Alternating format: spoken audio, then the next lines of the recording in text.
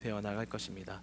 네, 오늘 말씀 제목은 새 인생을 살라라는 제목으로 함께 말씀 나누기를 원합니다.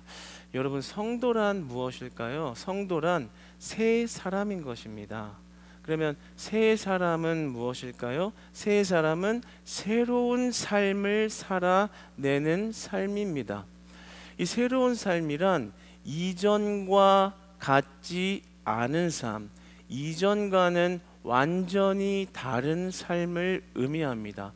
바울은 예수 그리스도를 만난 이후에 자신의 이전의 삶을 돌아보면서 내가 이전에 가치롭게 여기던 것을 이제는 해로 여긴다라고 말하였습니다.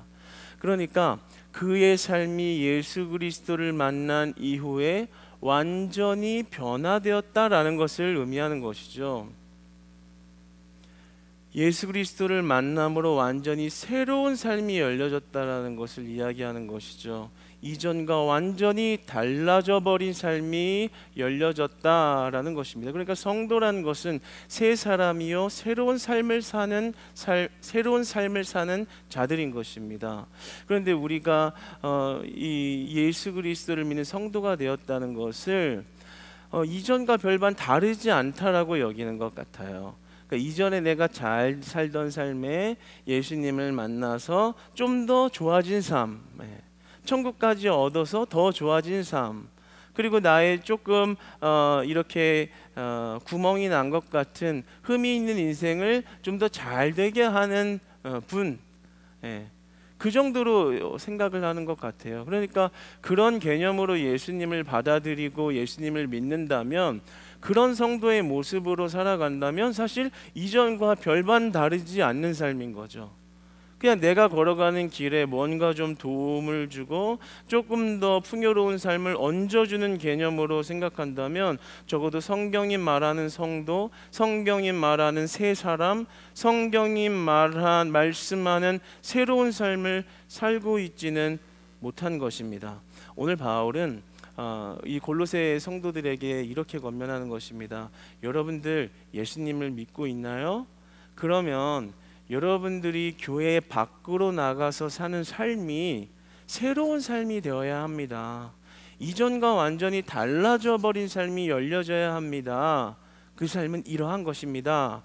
이렇게 가르치고 있는 것입니다. 저는 오늘 말씀을 보면서 우리가 변화된 이 새로운 삶에 대한 개념이 내면의 이 내적인 것으로부터는 어떤 변화를 가져오고, 그 내적인 변화 때문에 외적인 행동이 어떻게 달라지는가에 대해서 우리가 같이 이 말씀을 나누면서, 이제는 좀 우리가 이전의 삶이 해로운 것으로 여기고 해로 여기고, 이전에 내가 가치롭게 여기던 것이 별거 아닌, 아니 배설물처럼 여겨지는 그런 새로운 삶이 열려지는 축복이 되기를 주님 안에서 소망합니다.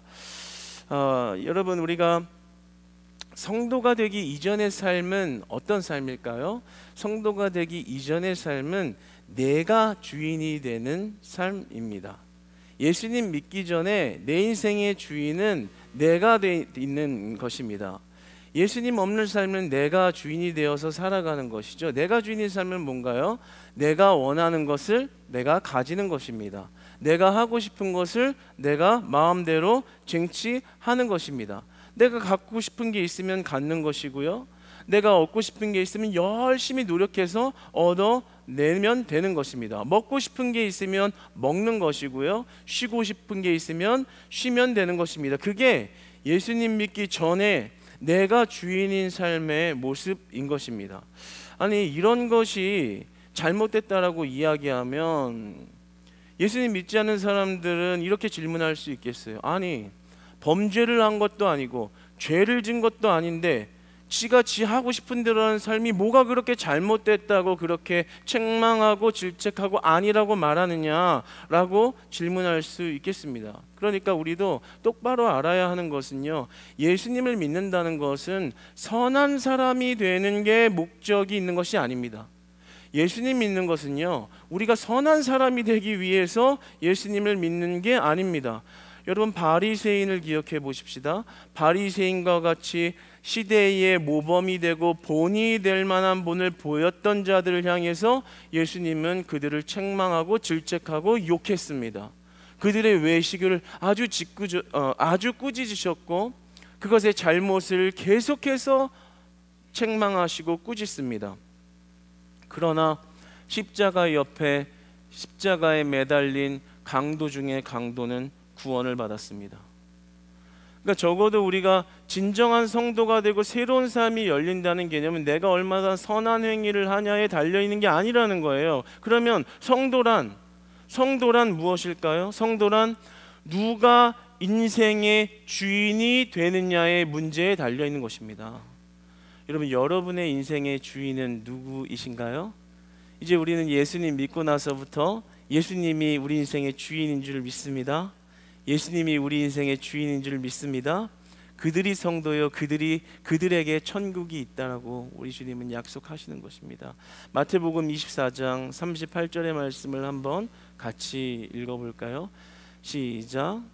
홍수 전에 노아가 방주에 들어가던 날까지 사람들이 먹고 마시고 장가들고 시집가고 있으면서, 홍수의 심판을 받던 자들의 심판받기 전에 삶의 모습에 대해서 지금 꼬집어내는 거잖아요. 그런데 뭐라고 말씀하세요? 방주에 들어가던 그날까지 그 사람들이 먹고 마시고 장가들고 시집가고 있었다. 잘 생각해 보세요. 시집가는 게 뭐가 잘못이에요? 장가가는 게 뭐가 잘못이에요? 먹는 게 뭐가 잘못이에요? 아니, 먹고 마시고 장가가고 시집가는 게 뭐가 잘못인데 홍수 심판을 받아야 되냐고요. 그러니까 오늘 하나님께서 동일하게 성경에서 우리에게 말씀하시는 것은 시집가고 장가가는 게 잘못이라는 것이 아니라 내 인생에 내가 주인이 되어서 내가 만나고 싶은 사람을 만나고 내가 얻고 싶은 것을 얻고 내가 먹고 싶은 것은 내 힘으로 먹어야 되겠고 누구의 뜻과 상관없이 내가 하고 싶은 것은 내가 쟁취해서 누려야 되겠고 내 인생을 내가 마음대로 꾸려가는 그 주권이 나에게 있는 내 주권을 가지고 내가 내 인생을 살아내는 그것이 우리의 죄악이라는 것을, 심판받을 만한 죄악이라는 것을 이야기하는 거예요. 우리는 선한 사람이 될 수 없습니다. 이 땅에 의인은 없나니 아무도 없다라고 말씀하셨습니다. 그러나 우리의 부족함과 흠이 있음에도 불구하고 오늘도 여러분이 하루에 얼마나 많이 넘어졌냐의 계수와 상관없이 하나님은 다시 우리를 일으키시고 다시 우리에게 새로운 삶을 열어주시고 다시 일어나서 전진하여 걸어갈 수 있는 새 힘과 위로와 격려를 하나님이 여러분에게 주시는 줄 믿으시기 바랍니다. 예수님이 주인이시라면 내 힘으로 살아가는 인생이 아니라면 그 인생은 하나님이 복되게 하시고 하나님이 이끌어 가시고 하나님이 책임져 가신다라는 겁니다. 그러니까 성도라는 것은 누가 내 인생의 주인이 되었느냐의 문제이고 예수님이 주인이 된다면 그 사람은 새 사람이요 새로운 삶이 열려지는 축복을 받은 자라라고 말씀하는 것입니다. 오늘 1절의 말씀을 한번 같이 다시 읽어볼까요? 시작. 상전들아, 의와 공평을 종들에게 베풀지니 너희에게도 하늘의 상전이 계심을 알지어다. 아멘. 잠깐 뛰어나 보세요. 상전들아, 의와 공평을 종들에게 베풀지니 너희에게도 하늘의 상전이 계심을 알지어다. 상전이라는 거는 뭐예요?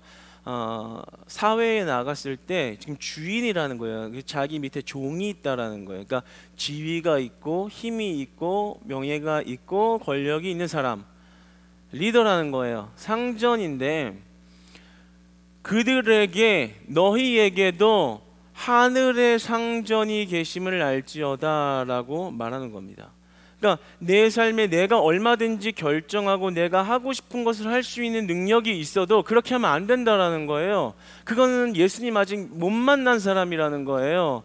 예수님 만나면 그렇게 할 수 없다라는 거예요. 내 지위와 힘이 있어도 나의 주인은 하늘의 상전, 하늘의 주인이 계심을 너희는 알지어다 이렇게 얘기하십니다. 그러니까 내 삶을 내가 결정하는 것이 아니라 내 주인의 결제를 받고 움직이는 것이다 이렇게 말하는 겁니다. 그러니까 내면의 변화가 일어나는 거예요.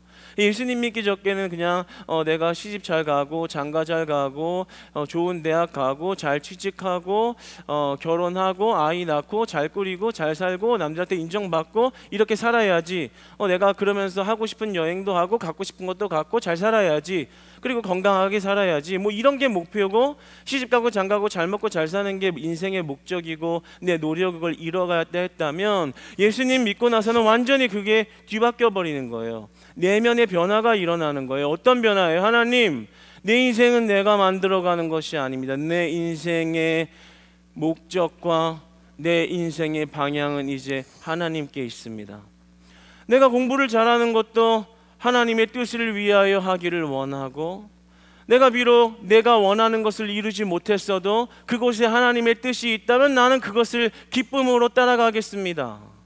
하나님, 내가 원하는 회사와 내가 원하는 승진을 이루지 못했네요. 그러나 그 또한 하나님의 뜻 안에서 나를 이끄신다면 그것이 부족하더라도 내 안에는 부족함이 없습니다.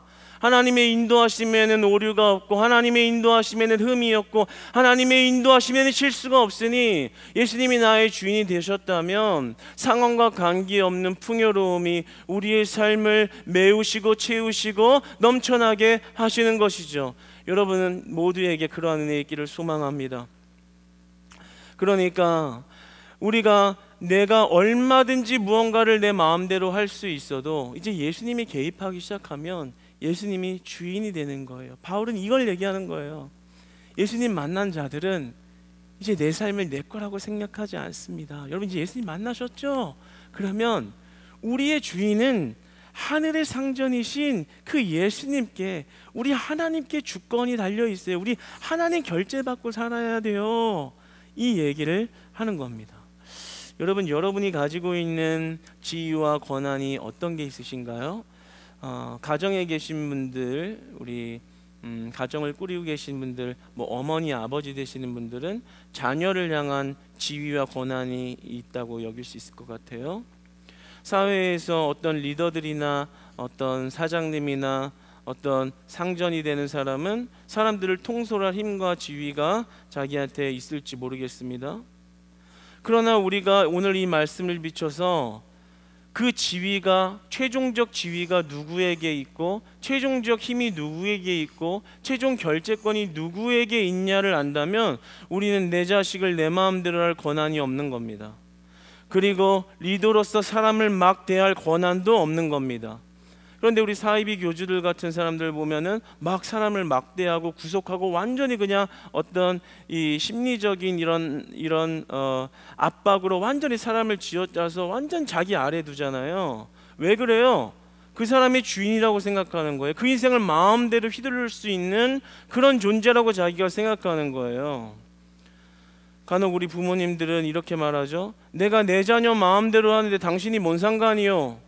내가 내 자녀 때리겠다는데, 내가 내 자녀 훈육하겠다는데 네가 뭔 상관이요? 라고 말하는 부모들이 있습니다.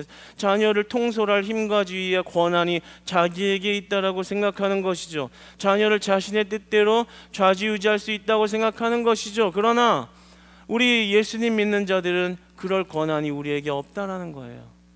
우리는 그저 이 땅에서 주인 노릇을 할 뿐입니다. 진짜 주인은 하나님이신 줄 믿으시기 바랍니다. 우리의 모든 권한은 하나님께 있는 거예요. 그래서 내 맘대로 못하는 거예요.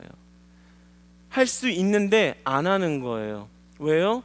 그분이 결제하지 않으셨기 때문이죠. 그분이 그렇게 말씀하시지 않기 때문이죠. 그분이 그렇게 명하시지 않기 때문에 내가 내 힘으로 자녀를 마음대로 휘두르거나 내가 세상에서 힘과 지위가 있다고 사람들을 함부로 대하고 막대하지 않는 거예요. 왜냐하면 내 권한이 하나님께 있다고 믿는 것이죠. 이것을 하나님 절대 주권 사상이라고 말할 수 있겠습니다. 하나님께만 주권이 있습니다. 내 인생의 생명이 주님의 것입니다. 내가 그 생명을 주님께 의탁했습니다. 내 모든 결정은 하나님께 달려 있습니다. 하나님 말씀하시는 대로 하겠습니다. 나는 함부로 할 권한이 없습니다. 하나님 말씀대로 움직이겠습니다. 이 땅에 상전이 되게 하신 것, 그 주인 노릇하라고 하게 하신 것 감사합니다. 그러나 내가 마음대로 할 권한은 없습니다. 주님 말씀하신 대로 상전의 대리자가 되어서 그 뜻을 행하며 살겠습니다. 여러분, 이게 예수님 믿은 자들이고 예수님 알게 된 자들이고 하늘의 시기가 열린 자들의 고백이 되는 것입니다. 1절에 보면 상전들아 의와 공평을 종들에게 베풀지니 라고 말하고 있습니다. 자세히 보면 그렇게 합리적인 말로 들려지지 않죠. 믿음 없이 바라본다면 굉장히 왜라는 질문이 들어요. 상전들아, 주인들아, 종들을 부리고 있는 자들아, 사회적 지위가 있는 자들아, 너희들 종들에게 의와 공평을 베풀어라. 그런데 우리가 믿음 없는 눈으로 좀 더 현실적이고 합리적인 관점에서 생각을 해본다면 종은 주인을 위해 있는 거 아니에요? 일한 만큼 그 대가를 받고 주인의 일이 더 잘 되도록, 주인의 지경이 넓어지도록 수고해야 하는지 아니에요? 근데 왜 그에게 의를 베풀고 왜 공평을 베풀어야 하는 거죠? 대가를 받고 자기 포지션에서 열심히 일하고 그런 어떤 대가를 주인에게 안겨줘야 되는 게 의무 아니에요? 그거면 된 거 아니에요? 그런데 그런 개념을 떠나서, 그런 어떤 이해관계를 떠나서 말하는 거예요. 상전들아, 너네가 주인이냐? 종들을 부릴 만한 권한과 힘이 있냐? 그렇다면 너는 그 종들에게 의와 공평을 베풀어라. 우리 믿음 없는 자들, 굉장히 현실주의적인 자들 이런 고백을 하게 되는 거예요. 하나님 왜 그래야 되는데요? 나에게 손해가 올지도 모르겠습니다. 주인으로서 종들의 할 수 있는 능력을 다 이렇게 취해서 그것을 확장시켜야 되기도 부족한데 무슨 그들에게 의를 베풀고 공평을 베풀고 언제 이런 일을 하고 있나요? 그러나 우리의 주인 되시는 하나님께서는 우리에게 명하시기를 그들에게 의와 공평을 베풀라고 말씀하시죠. 이것을 어떤 믿음으로 우리가 받아들여야 할까요? 로마서 10장 3절에서 4절의 말씀을 한번 같이 읽어보겠습니다. 시작. 하나님의 의를 모르고 자기 의를 세우려고 힘써 하나님의 의에 복종하지 아니하였느니라. 그리스도는 모든 믿는 자에게 의를 이루기 위하여 율법의 마침이 되시니라. 아멘. 이미 우리의 존재가 어떤 존재인가를 성경에서는 우리가 의를 모르는 자였다라고 고백을 해요. 예수 믿기 전에 너에게 의가 없었다. 그런데 의를 모르고 의가 없는 너희에게 그 의를 세워주려고 그리스도는 의를 이루기 위하여 율법의 마침이 되시니라. 우리에게 의를 주려고 친히 십자가의 죽음을 선택하시고 죽으셨다라는 거예요. 그러니까 의를 모르고 의가 없는 우리에게 그 의로움을 주시고자 죽음을 감당하신 분이 우리의 주인이시라는 거예요. 그러니까 나는 내가 잘나서 내가 주인이고 상전이라고 생각하지만 나에게 진짜 의로움과 새로운 삶과 새로운 생명을 주신 주인은 그 종을 위해서 죽으신 분이라는 거예요. 나의 절대 주권 되신 하나님은 하늘에서 나를 부려먹고 지시하고 명령해서 이렇게 하라 저렇게 하라라는 어떤 군림하기 위한 왕으로서 있는 것이 아니라 우리에게 의를 이루기 위하여 율법의 마침이 되시느니라. 십자가의 죽음을 대신하여 우리에게 의로움을 주신 분이 우리의 주인이다라고 우리에게 알려주시는 겁니다. 그러므로 우리가 할 수 없는 사랑을 우리는 행하고 베풀며 살 수 있는 것입니다. 그 예수님을 만났을 때만 말입니다. 그 예수님으로 그 하늘의 시기가 열려졌을 때만 말입니다. 이 믿음이 들어오면 그때서야 굳이 종들에게 내가 의로움을 베풀고 왜 공평을 베풀어라는 말이 좀 이렇게 비꼬아서 보여지는 것이 아니라 하나님 그럴 수밖에 없네요. 더 사랑하게 해주시고 더 베풀게 해주시고 그 의로움을 전해 그 의로움이 전파되어지고 확장되어지도록 그런 상전되게 하여 주시옵소서. 할렐루야.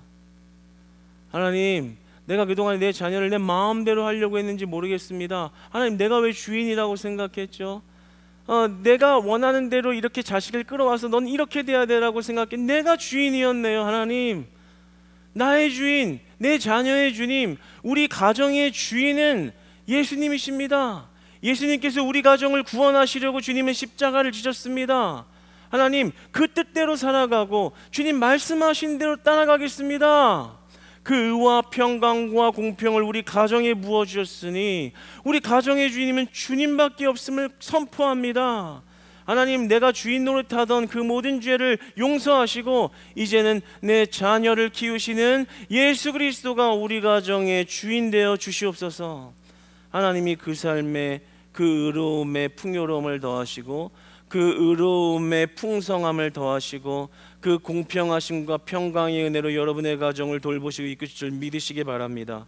하나님은 그 하늘의 세계와 비밀을 이야기하시는 겁니다. 이 땅에서 네가 주인이 되지 말아라. 주인 노릇을 하라. 그러나 진짜 주인은 하늘의 상전이신 예수님께 있다. 우리 이 내면의 변화가 일어나야 되는 거예요. 그래야 새로운 삶이 열리고 그래야 새 사람이 되는 것입니다. 왜 이전에게 해로운 것으로 보였겠어요? 이전에는 내가 주인이었는데 이제 예수님이 주인이 되니 그 이후의 삶이 완전히 다른 가치로 변화되는 것이죠. 그러면서 이제 그런 내적인 변화와 더불어 우리의 외적인 행동의 변화가 일어나야 된다라고 이제 바울은 권면을 합니다. 2절에서 이렇게 말하죠. 기도를 계속하라.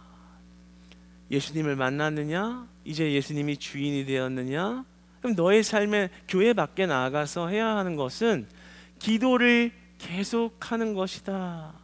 기도를 멈추지 말고 하는 것이다. 여기서 이 기도를 계속하라는 말의 원어의 속뜻은요, 단단히 붙이다 라는 의미를 가지고 있습니다. 최선을 다해 전념하다 라는 뜻을 가지고 있는 거예요. 그냥 기도를 계속하자, 끊지 말자가 아니라 계속해서 힘을 다해서 전념하여 포기하지 말고 기도해 가라 라는 것이죠. 그러면 무엇을 향해 기도하라는 걸까요? 뭘 그렇게 최선을 다해서 전념해서 기도하며 살라고 하는 것일까요? 여러분, 제가 그림 하나를 소개하겠습니다. 아시는 분들이 많을 것 같아요. 이 알브레이트 듀러라는 화가가 있는데요. 그 화가가 그린 작품 중에 하나예요. 이제 기도하는 손. 네, 화면 한번. 네, 괜찮습니다. 네, 예, 기도하는 손. 참, 저 손이 어떻게 보이나요? 이게 막 맨들맨들해 보이고 고와 보이지는 않죠. 이 알브레이트 듀러라는 이 화가가 그린 저 기도하는 손은 이제 자신의 친구를 향해서 그린 손이에요.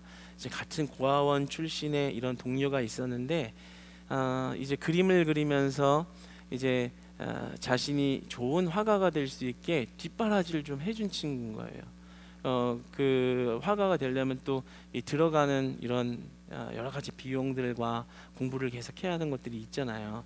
이제 그러다 보니까 이제 친한 친구가 그 재능을 알아보고 이 훌륭한 화가가 되라고 이렇게 그의 인생을 위해서 고생을 마다하지 않고 이렇게 했던 그런 손인 거죠. 그의 고백에 이런 고백을 합니다. 하나님, 저의 손은 고달픈 노동으로 이제는 그림을 그릴 수 없습니다. 그런데 제 친구인 듀러가 뛰어난 화가가 되었으니 더 바랄 것이 없습니다. 하나님, 감사하고 감사합니다. 여러분, 저는 이 그림과 이 뒷 배경을 생각하면서 하나님 믿지 않는 사람과 하나님 믿는 사람의 차이에 대해서 묵상해 보게 되었습니다. 하나님 믿지 않는 사람의 관점, 예수님을 만나지 않은 사람 관점에서는 배가 아플 것 같아요.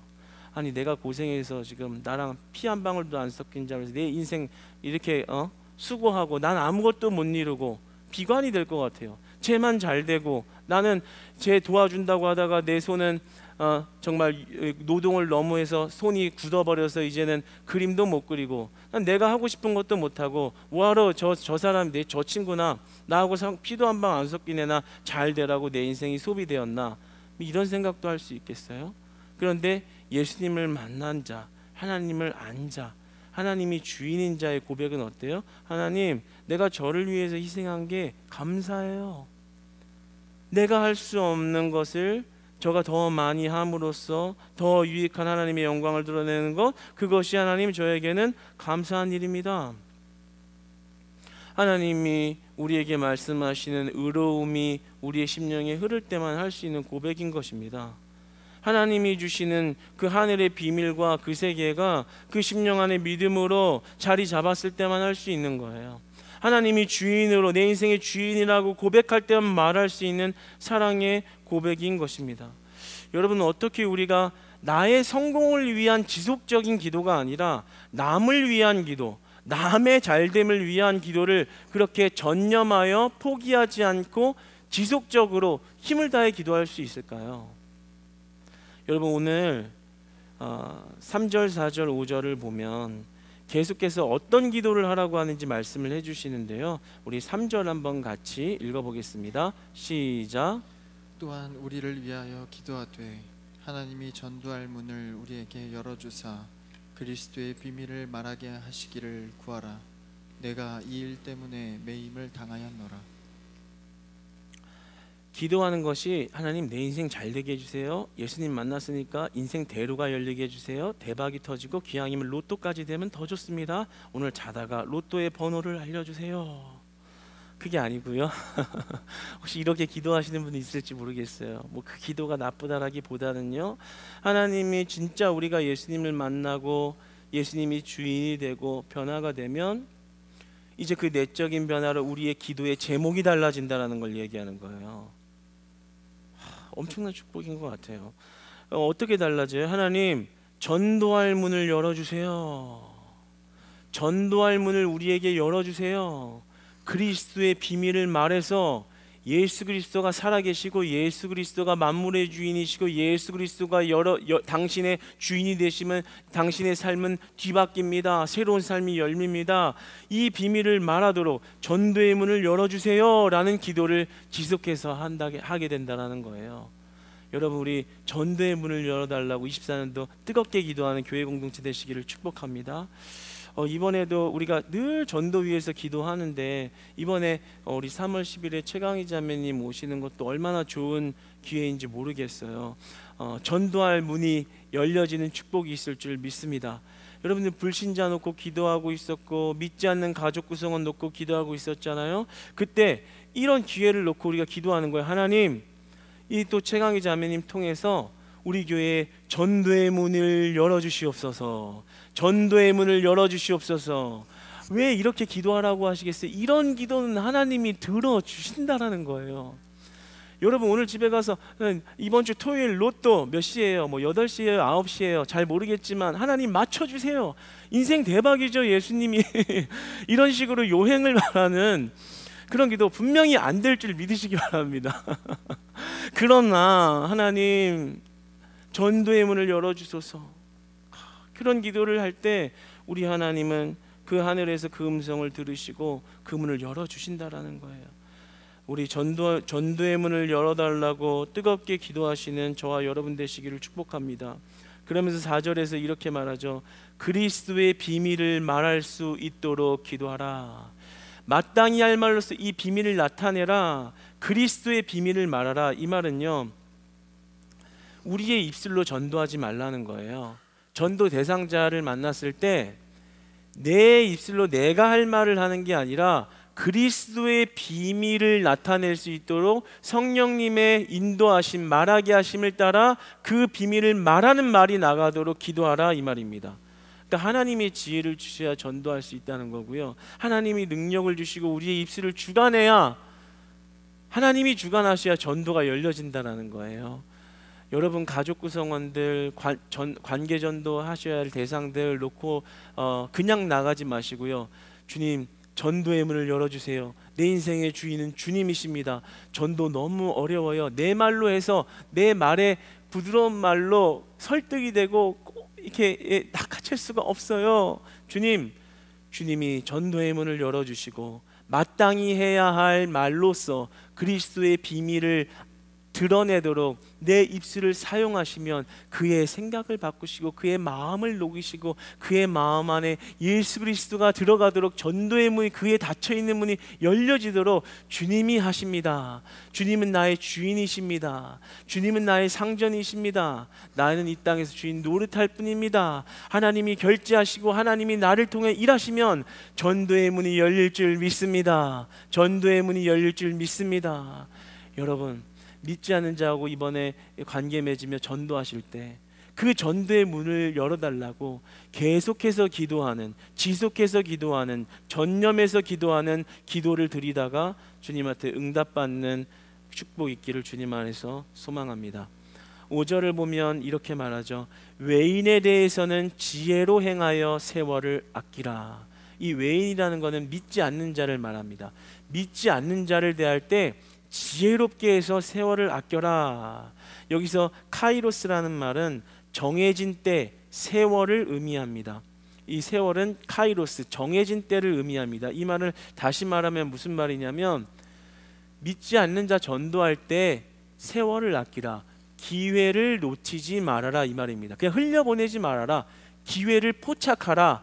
하나님 주신 지혜로 기회를 절대로 놓치지 말아라, 이렇게 이야기하는 겁니다. 여러분, 요즘에 전도하기가 얼마나 어려운지요. 밖에서 자영업 하시는 분들이 자기 회사나 어떤 상점을 홍보하는데 전단지 1만 장을 홍보 이렇게 갖다가 뿌리면 한 팀이 온대요.